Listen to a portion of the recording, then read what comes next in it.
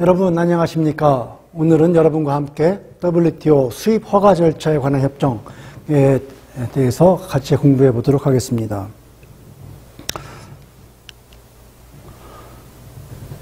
WTO가 추구하는 교역은 자유교역입니다. 관세만 납부하는 한, 그리고 그 교역이 해당되는 교역 대상 국가에 불가피하게 제한해야 되는 그 요소에 저촉되지 않는 한, 예를 들어서 국민의 안전 건강이라든지 안보라든지 이러한 그 주권적인 제약을 해야 되는 요건에 저촉되지 않는 한 자유롭게 교역이 이루어지는 그 상황을 상정하고 있습니다. 그러기 위해서 이러한 룰을 만들었습니다. 교역은 수입하고 싶은 사람은 그 필요성이 있으면 언제든지 수입을 할 수 있어야 되고, 수출하는 사람은 수입하려는 사람이 있으면은 상업적인 고려에 의해서 정당하게 계약을 맺어서 거래를 성사시킬 수 있어야 됩니다. 따로 거래를 허가를 받는다든지 수입을 허가를 받아야 되는 것은 WTO가 추구하는 자유교역의 그 정신에 부합한다고 할 수는 없습니다. 하지만 전 세계의 모든 나라의 발전 정도가 상이하다 보니 일부 국가의 경우에는 또는 특정 시기에는 수입을 제한적으로 허가해 줄 그런 상황이 발생을 합니다. 모든 수입업자가 자기의 필요에 의해서 아무런 통제 없이 무작위로 수입을 시행하는 것이 아니라 정부의 통제하에 수입이 차근차근 이루어질 수 있도록 해야 되는 그 필요성이 국가마다 또는 시기마다 발생할 수 있는 가능성이 물론 있습니다. 그러한 가능성 자체를 부정하지는 않습니다. 그래서 이 WTO에서는 그 수입 허가 제도를 운영할 수 있는 것은 그 필요성을 인정을 하고 있습니다. 다만 그러한 수입 허가 제도를 불가피하게 운영할 경우에 수입 허가 제도 그 법규 자체가 준수해야 될 요건, 그 요건을 수입 허가 절차 협정을 통해서 규정을 하고 있습니다. 이게 전 왜 그 협정이 필요한 개요를 설명을 했고, 협정문 해설에 들어가서 첫 번째는 1조가 상당히 깁니다. 일반적인 조항인데요. 먼저 임포트 라이센싱이란 무엇인가 정의부터 하고 있습니다. 임포트 라이센싱이란 수입 허가란 행정 절차를 말하는데, 수입 허가 제도를 운영하는 데 사용되는 모든 행정 절차 일체를 수입 허가 절차, 동어 반복이라고 하는데, 이 수입 허가 절차가 요구할 수 있는 요건이 몇 개 있습니다. 수입을 하기 위해서, 그 허가를 받기 위해서 신청을 제출하거나 신청을 하거나 또는 관련되는 도큐멘트를 제출을 하도록 요구하는 행정 절차입니다. 그리고 이러한 수입 허가를 받기 위해서 수입을 하기 위한 조건으로서 사전에 수입의 사전 조건으로서 수입 허가 신청서를 제출하거나 기타 관련 도큐멘트를 제공할 것이 요구되는 수입 허가 절차 제도의 운영에 관한 모든 행정 절차 일체, 이것이 임포트 라이센싱이라고 정의가 됩니다. 그래서 그 회원국은 이러한 행정 절차, 수입 허가 절차가 가트의 규정, 그리고 이 협정에서 규정하고 있는 사항에 준수하도록, 합치가 되도록 보장을 해야 됩니다. 그 목적은 뭐냐? 왜 보장을 해야 되느냐? 이러한 그 수입 행정 절차가, 수입 허가 절차가 교역을 왜곡하거나, 또는 이 행정 절차를 부적정하게 운영함으로써 이 교역에 대한 왜곡이 발생하지 않도록 하기 위해서 가트 규정과 이 협정 규정을 준수하는 얘기죠. 또 있습니다. 이 협정을 운영할 때 있어서 반드시 개도국의 재정적인 필요성, 개도국의 교역상의 필요성, 그리고 경제 발전상의 목적을 고려를 하시라. 처음에 말씀드렸습니다. WTO가 추구하는 교역의 모습은 아무런 제한이 없는 자유교역이지만 각 나라의 발전 상황이 다르다 보니 특정 국가에서는 특정 시기에 수입을 정부가 통제해야 될 필요성이 있습니다. 그 필요성이 있다는 것을 고려하라는 이야기입니다. 고려를 해서 행정 절차를 운영을 해야 되는데 WTO 협정과 이 어그리먼트와 가티 협정에 운영되게 운영을 해야 되는데 그 이유 중에 하나는 불필요하게 부적절하게 운영함으로써 교역이 부당하게 왜곡되지 않기 위해서입니다. 이 임포트 라이센싱 수입 허가 그 절차는 공자 말씀입니다. 뉴트럴해야 되고 신청하는데 뉴트럴해야 되고 자기랑 이해관계가 있는 사람이 신청하는 걸 잘 받아주고 없는 사람인 것은 잘 안 받아주고 하는 게 아니라 누구나 신청하면은 조건에 맞으면은 공명정대하게 뉴트럴하게 받아들이라는 얘기죠. 그리고 공정하고 공평한 방식으로 운영을 하라 되어 있습니다. 왜 공정하고 공평한 방식으로 운영을 하라, 뉴트럴하게 운영하라는 말이 강조가 되냐면 수입 허가증을 발부해 주는 것 자체가 굉장한 이권입니다. 그 수입 허가증을 받아서 수입을 해오면 수입하기가 어려운 물건을 수입해 왔으니 국내 시장에서 비싼 가격에 팔 수 있지 않습니까? 따라서 수입 허가증을 받는 것 자체가 굉장한 이권입니다. 그래서 뉴트럴하고 공정, 공평하게 운영을 하라고 규정이 특별히 되어 있는 것입니다. 자, 수입 허가 절차에 관한 그 규정은 그 규정과 인포메이션 일체는 사전에 공표가 되어야 됩니다. 다른 나라 정부나 또는 교역하는 사람들이 쉽게 알 수 있도록 이러한 규정은 사전에 공표를 해야 됩니다. 그럼 어떤 규정이냐, 어떤 정보를 포함하고 있냐? 신청서를 어떻게 제출하는지에 관한 정보, 그리고 신청자가 될 수 있는 정보, 그리고 이 수입허가를 접수하는 관청이 어딘지에 관한 정보, 수입허가를 받아야 되는 품목이 뭔지에 관한 정보, 이러한 정보나 규정은 관련되는 사람이 사전에 잘 알 수 있도록 공표를 해야 되고요. 그러한 공표는 적어도 발효하기 21일 전에 공표를 해야 됩니다. 어떠한 경우에도 먼저 발효해 놓고 나중에 공표하지 말라고 되어 있습니다. 그리고 허가 절차, 허가라는 절차라든가 대상 목록이라든가 또 목록의 그 예외, 또 일탈 또는 변경, 그러니까 이러한 그 규정은 공표를 한다 그랬는데 변경사항이 있을 수 있지 않습니까? 예외라든가 일탈이라든가 변경이 있을 때에는 그 변경사항을 역시 여기에 규정된 것과 똑같은 방식으로 사전에 공표를 하라고 요청하고 있습니다. 그러한 그 규정에 대해서 코멘트하거나 또는 의견을 제출할 수 있는 기회를 보장을 해줘야 되고요. 그리고 그렇게 해서 접수받은 의견, 디스커스한 결과에 대해서는 형식적으로 디스커션 하지 말고 그 결과는 반영할 필요가 있는지 없는지, 반영하라는 의무가 있는 건 아닙니다. 하지만 긍정적으로 진지하게 검토할 의무는 부여를 했습니다. 그리고 이 수입 허가증을 신청하는 그 폼은 굉장히 최대한 단순하게 해야 되고요. 그리고 허가 신청이 있을 경우에는 이 제도 운영에 필요한 문서, 정보가 무엇인지 이 신청하는 사람이 요청할 수가 있습니다. 그 요청이 있으면 관련되는 자료는 제공하라는 의무입니다. 자, 역시 또 일조의 계속입니다.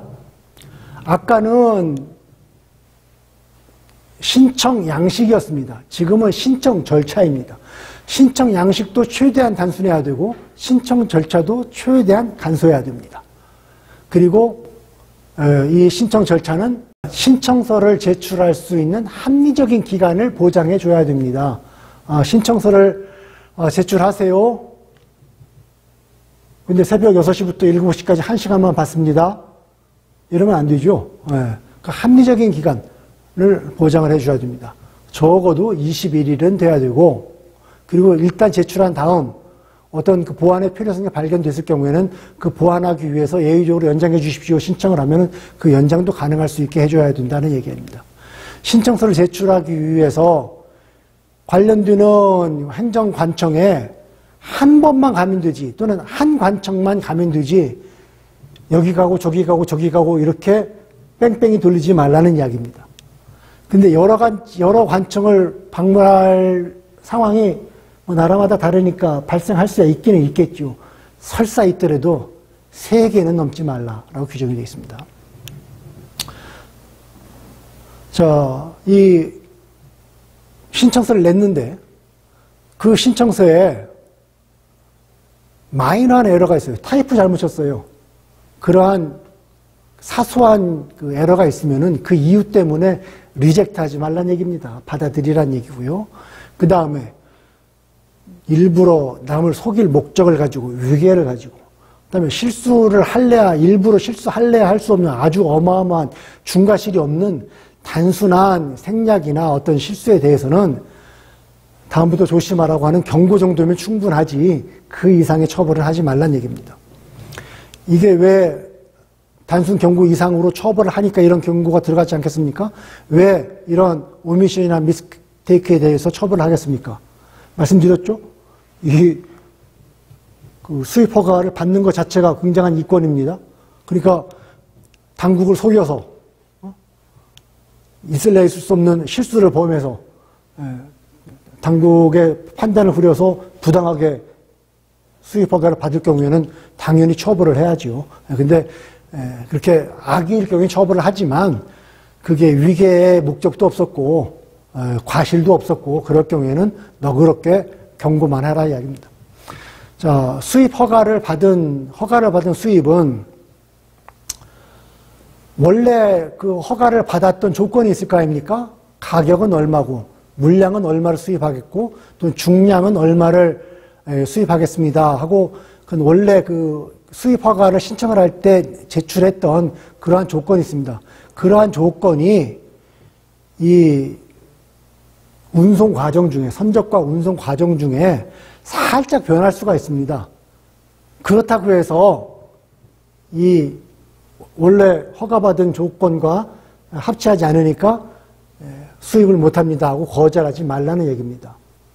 예를 들어서 석유 100g, 석유 100톤을 수입한다고 신청을 했는데 석유는 운송되는 와중에 증발합니다. 증발해서 물량이 약간 줄었어요. 그랬다고 해서 원래 허가받은 것과 조건이 달라졌다고 해서 불허한다 이러지 말란 이야기고요. 여기 나와 있습니다. 그러한 디퍼런스는 듀어링 선적 과정 중에 일어나는 이러한 그 변형은 차이는 우발적으로 되게 일어납니다. 벌크로딩을 할 때, 벌크로딩이라는 게 이 컨테이너별로 또는 어떤 그 특정 구역별로 포장이 되어 있는 게 아니라 그저 화물선의 선창에 쏟아붓는 거죠. 크게. 그러니까 대개 석탄, 곡물 뭐 이런 것이 여기에 해당됩니다. 그러니까 벌크로딩 할 때에는 그 선적하는 동안에 또는 하역하는 동안에 옆으로 흘릴 수도 있고 또 옆에 있는 선창 것이 혼입될 수도 있습니다. 그래서 정확한 그 웨이트를 또는 수량을 지킬 수가 없는 경우가 있습니다. 그런 거 다 넉넉하게 용인하라는 얘기입니다. 기타 또 마이너한 디퍼런스가 있을 수가 있지요. 예, 그런 거 정상적인 상업 관행에서 일어날 수 있는 마이너한 디퍼런스 넉넉하게 인정을 하라는 이야기입니다. 수입을 할 때에는 가격을 외환으로 지불을 해야 되기 때문에 특히 개도국의 경우에는 이러한 수입을 할 경우에는 사전에 그 외화를 먼저 획득해야 되는 그 필요성이 있습니다. 우리나라도 오래전에는 그랬습니다. 한국 돈을 외환은행에 가서 달러로 바꿔주세요 하는데 달러로 바꾸는 목적이 물건을 수입하는 수입대금 지급을 위해서 바꿉니다. 라는 신청을 미리 해서 그 요건에 맞을 경우에만 달러를 바꿔줬습니다. 자, 그러한 제도를 운영하는 데 있어서 이 임포트 라이센스가 필요하지 않는 수입자에게 제공되는 것과 똑같은 조건으로 이 임포트 라이센스가 필요한 사람에게도 그 관련 외환을 제공을 하라는 규정입니다. 오토매틱 라이센스, 임포트 라이센스입니다. 그 임포트 라이센싱에는 두 가지가 있을 수가 있습니다. 하나는 비자동이고 하나는 자동입니다. 비자동은 수입허가 신청을 접수를 해서 줄지 말지를 이 행정당국이 판단을 해서 결정하는 것입니다. 행정당국의 발급 여부에 대한 행정당국의 재량이 있습니다. 자동은 신청만 하면은 무조건 발부를 하게 되어 있습니다. 그러면 굳이 임포트 라이센싱 제도가 필요할 게 뭐 있습니까? 되게 기간을 두지요. 우리가 1년에 수입할 수 있는 것이 100톤이다. 100톤인데 요건을 갖춘 사람은 신청을 하면 먼저 신청하면 신청한 순대로 자동적으로 100톤이 찰 때까지 자동적으로 나간다. 대개 그런 경우에 이러한 자동 수입 허가 절차를 운영을 합니다. 자, 이러한 수입 허가 절차는 자, 이 부여 여부가 모든 경우에 그냥 기계적으로 부여가 되는, 신청만 하면 기계적으로 부여가 되는 그러한 임포트 라이센싱이 오토매틱, 이 뒤부터는 AIL이라 그러겠습니다. AIL입니다. 이 AIL은 아까 말한 1조에서 11조, 1조 1항부터 11항까지의 그 사항이 역시 다 적용이 되는데 거기에 플러스 A, B 조건도 추가적으로 붙습니다. 그 추가적인 조건이라고 하면 첫째, 오토매틱 라이센싱이라는 제도를 운영을 해서 그 제도를 지키다 보니 이 제도를 지키려고 했을 뿐인데 결과적으로 이 수입에 제한하는 효과가 발생할 수가 있습니다. 그러한 효과가 발생하지 않도록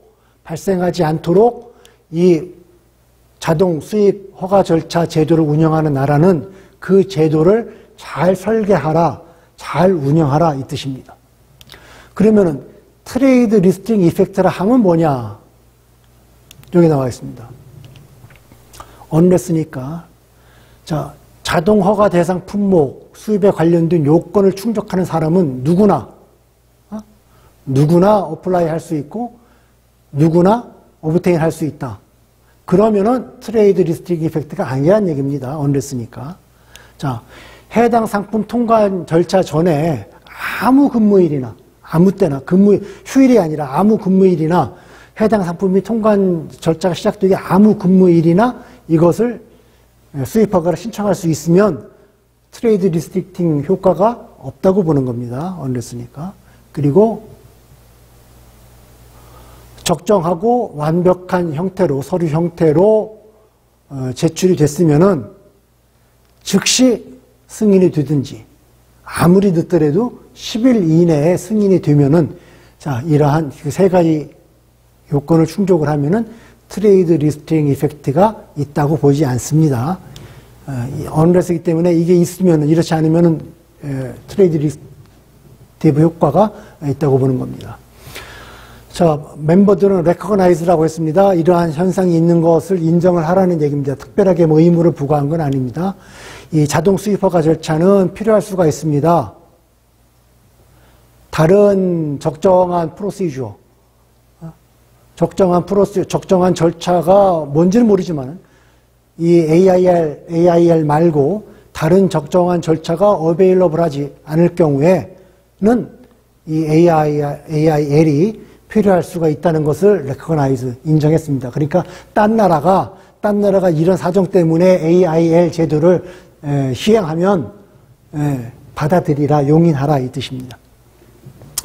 이러한 자동 수입 허가 절차는 자, 이 자동 수입 허가 절차를 도입했어야만 저는 상황이 계속되는 한 유지할 수 있습니다. 그리고 그 더 다른 목적으로 이 AIL 말고 다른 목적으로, 다른 그 수단으로 이 행정 목적을, 원래 도입하려고 했던 행정 목적을 달성할 수 없는 동안에는 계속해서 AIL, 자동 수입 허가 절차를 운영할 수가 있습니다. 자, 3조는 아까는 자동이고 이건 비자동입니다. 비자동은 신청한 다음에 줄지 안 줄지를 그 관계 당국이 결정할 수가 있습니다. 그러면 역시 이 조항도 아까 말한 그 1조에서 11항까지가 다 준수가 돼야 됩니다. 그리고 거기에 추가해서 요 아래 사항이 추가적으로 적용이 됩니다. 자, 이 비자동 수입허가 절차는 우선 어떻게 정의가 되냐면은 2조 1항에 속하지 않는 모든 수입허가 절차. 2조 1항이 이거죠. 자동허가 절차가 2조 1항입니다. 비자동허가는 자동허가가 아닌 수입허가 절차. 이것이 비자동허가입니다. 결국 둘러치나 맺히나 결국 그 말입니다. 자, 이 비자동 수입허가 절차는 준수해야 될 것이 몇 가지가 있습니다. 자, 교역을 제한하거나 왜곡하는 효과가 있어서는 안 됩니다. 비자동 수입허가라는 그 자체가 어떤 수입업자한테는 허가를 해주고 허가를 또 누구한테는 안 해주고 하기 때문에 그 자체, 비자동 수입허가로 운영하는 그 자체가 일정 부분의 교역 제한은 필연적으로, 내재적으로 가지고 있을 수밖에 없습니다. 그러한 내재적인 제한은 인정을 하는데, 그거에 추가해서 없어도 되는, 피할 수 있는 그러한 제한적인 효과, 왜곡적인 효과는 발생하지 않도록 이 비자동허가를 운영하는 나라는 제도를 잘 설계하시고 운영하라는 이야기입니다. 그리고 비자동 허가를 사용하기 위해서 운영하는 조치, 이 비자동 허가를 운영하는 조치의 범위 또는 그 기간과 코레스폰드 해야 된다는 얘기입니다. 그 비자동 허가를 왜 운영을 하느냐? 그저 그 정부 당국이 자기 재량권을 과시하고 싶어서 운영하지 않습니다. 누군들 자기네 수입업자가 자유롭게 수입하는 것을 누군들 막고 싶겠습니까? 그럼에도 불구하고 이 비자동 수입허가 절차를 운영해야 되는 특별한 사정이 있을 수가 있습니다. 그 사정은 각국마다 다를 수는 있겠죠. 다를 수는 있겠어. 예를 들어서 특정한 물건의 국내 시장이 교란되는 것을 방지하기 위해서 특정한 물건의 수입량을 양으로도 통제를 해야 되고 기간으로도 통제를 해야 되는데 그 물건을 수입해야 되는 사람을 자격을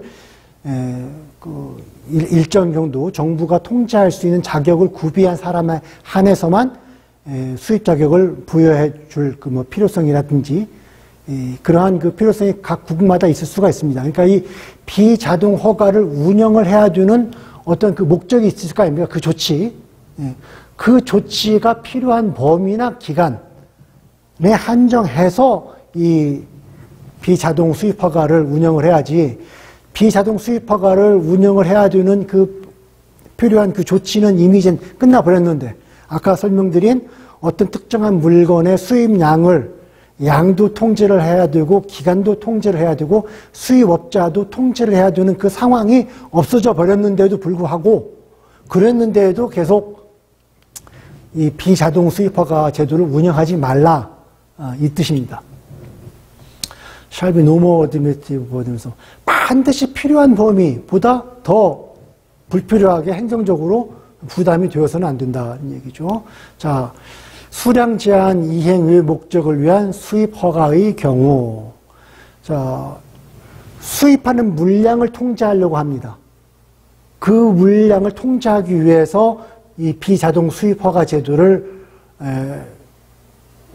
적용하는 경우 말고 수입 제한 외에, 그러니까 수입 제한 외의 목적을 위해서 수입 허가 제도를 운영하는 경우에는 이러한 수입 허가 제도는 반드시 publish sufficient information, 충분한 정보, 어떻게 하면은 이 수입 허가 절차를 부여받을 수 있는지, 그걸 할당받을 수 있는지, 그것을 알기 위해서 충분한 정보를 사전에 미리 공표를 하라 규정이 되어 있습니다. 자, 요청할 경우에 특별한 사정이 있어서 이런 비수입허가 제도의 예외라든가 일탈을 필요한 경우가 있습니다.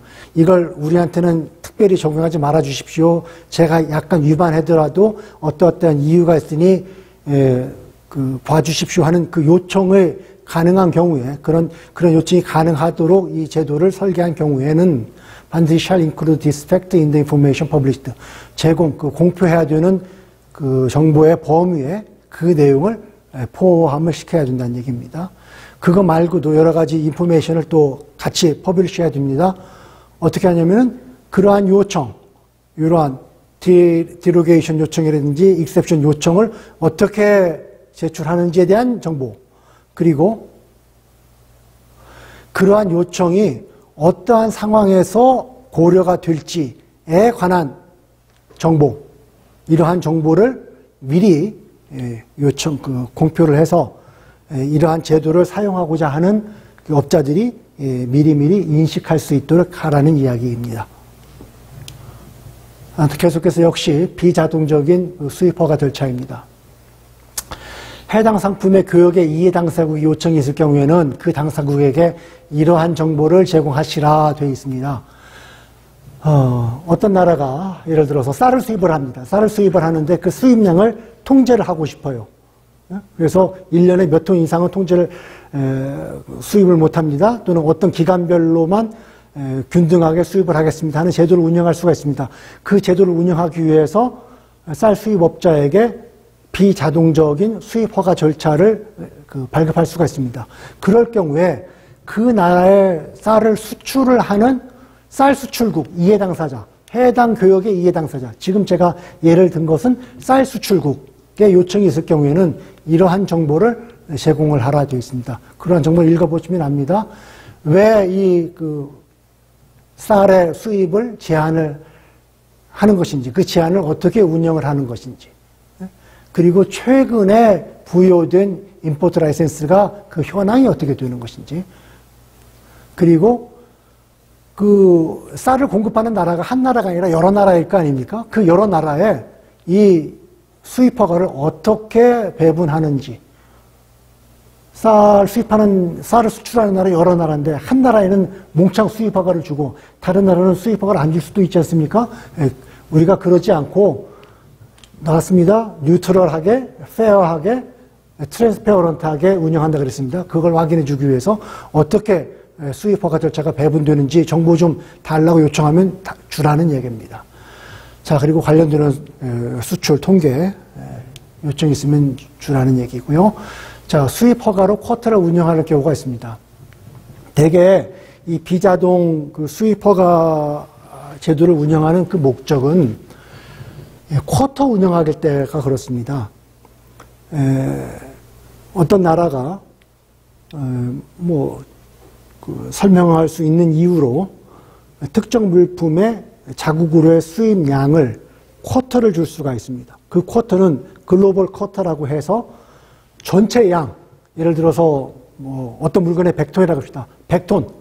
한 나라가 100톤을 다 수출하든지 10나라가 10톤씩 하든지 100나라가 1톤씩 하든지 그건 상관 안 하는데 어쨌거나 1년에 우리나라에 들어올 수 있는 수입 물량의 총량은 100톤이다 라고 결정을 하고 그것을 쿼터로 운영할 수가 있습니다. 이 100톤을 아까 말한 것은 이제 그 쿼터가 없이 무작정 운영을 하는 거고 반면에 이 100톤만 수입할 수가 있는데 이 물건을 수출하려고 하는 나라는 10나라이니 공평하게 각 나라별로 10톤씩 배분을 하겠다. 따라서 A나라는 10톤만 수출할 수 있고 B나라는 역시 10톤만 수출할 수 있고 이렇게 배분할 수도 있고 또는 지금까지 교역을 보니 우리가 수입했던 그 물량의 50%는 A나라, 25%는 B나라, 또 25%는 C나라에서 수입을 해왔다. 그럼 어떠한 이유에서인지 모르지만은 우리가 올해는 수입을 100톤으로 규제를 하는데 이 100톤을 어떻게 배분하겠냐?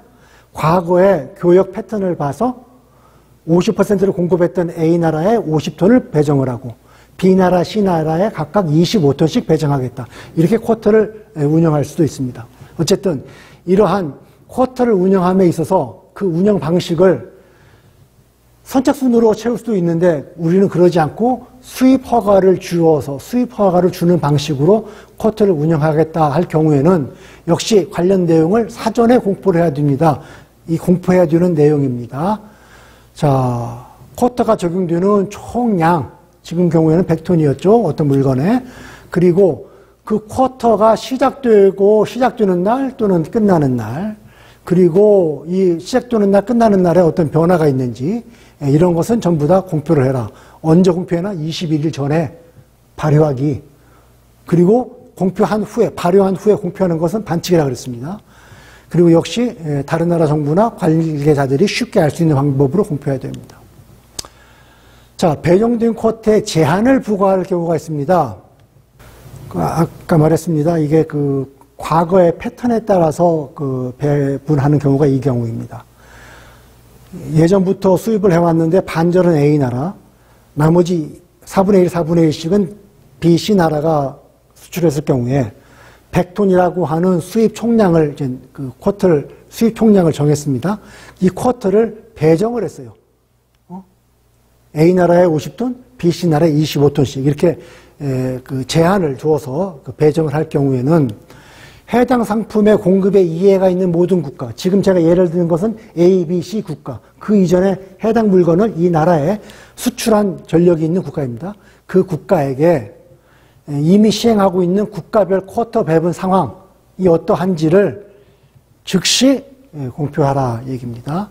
그리고 이러한 인포메이션을 B와 같은 방식으로 21일 전에 모든 정부나 업자들이 충분히 알 수 있는 방법으로 공표를 해야 됩니다. 자, 쿼터를 조기 개시가 필요한 경우에 봅시다.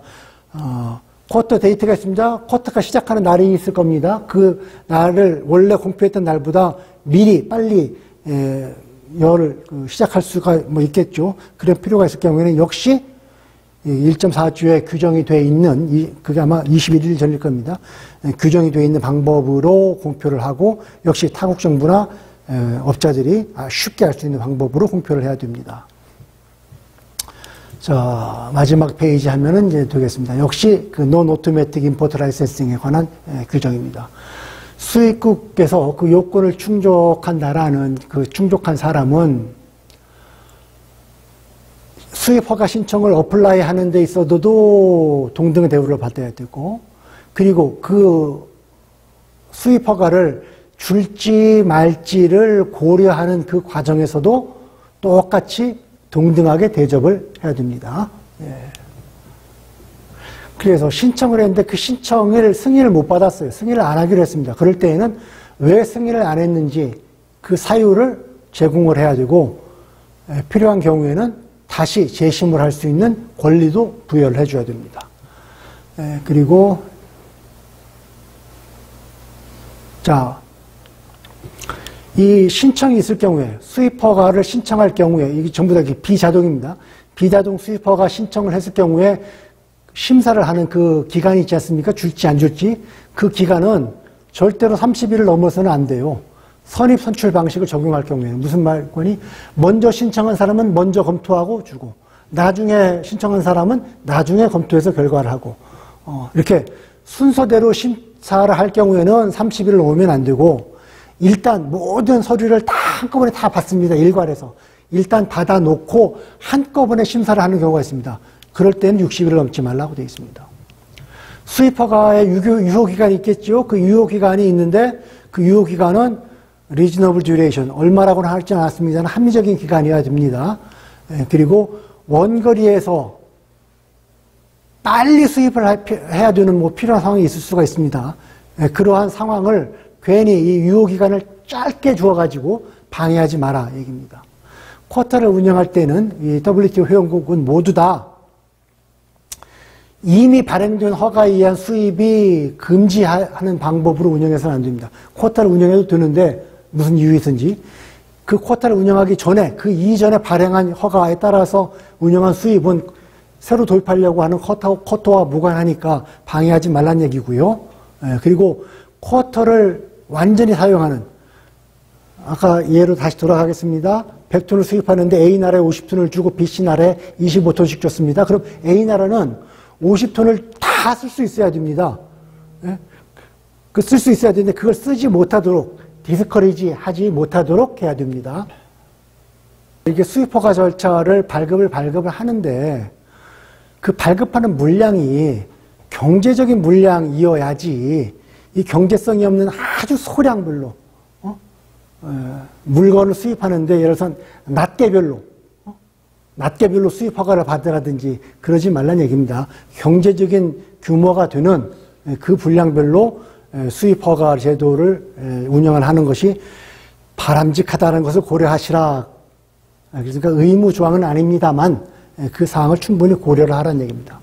허가를 배분할 때에는 반드시 그 신청한 사람이 과거에 허가를 받고서 이 임포트를 어떻게 수행을 했는지, 수입 허가를 받아놓고 임포트를 한 푼도 하지 못했을 수가 있습니다. 이게 이 사람의 임포트 퍼포먼스가 어땠는지는 고려할 수가 있습니다. 그래서 뭐 수입 실적이 없는 사람 같으면 허가를 안 줄 수도 있겠죠. 예. 공급국에 사전 할당되지 않는 방식으로 쿼타를 운영할 경우에, 자, 우리는 100톤까지 수입을 합니다. 나라별로 50톤, 25톤 구별하지 않겠습니다. 모든 나라한테 동등하게 10톤씩 주겠습니다. 또는 쿼터를 안 주겠습니다. 선입 선출입니다. 뭐 이런 식으로 쿼터를 운영할 경우에는 이 라이센스 홀더, 이 수입 허가를 발급받은 사람은 자유롭게 어느 나라에서 수입을 해올지 선택할 수 있어야 됩니다. 그리고 사전에 할당할 경우에, 수입을 하기 전에 사전에 그 물량을 배분할 경우에는 그 라이센스는 반드시 어떤 나라에서 또는 어떤 나라들로부터 수입을 해야 될 것인지를 명기를 해줘야 됩니다. 이것은 사정에 할당되지 않을 때의 얘기고, 사정에 수입국을 사전에 할당할 때에는 어떤 나라에서 수입해야 되는지를 명시를 하라는 얘기고, 할당되지 않았을 경우에는 자유롭게 이 라이센스 홀더가 어느 나라를 불문하고 자유롭게 선정할 수 있도록 해야 된다는 얘기입니다. 자, 3조까지가 되어 있고 그 4조부터 8조까지는 WTO에 수입허가위원회를 설치한다든지 수입허가 절차에 관한 또는 규정에 관한 통보를 WTO에 해야 된다든지 분쟁이 발생했을 경우에는 어떻게 처리를 해야 되는지에 관한 행정조항이 적혀져 있습니다. 자, 이상으로 오늘은 WTO의 수입 허가 절차 협정에 대해서 공부했습니다. 자, 수고하셨습니다. 감사합니다.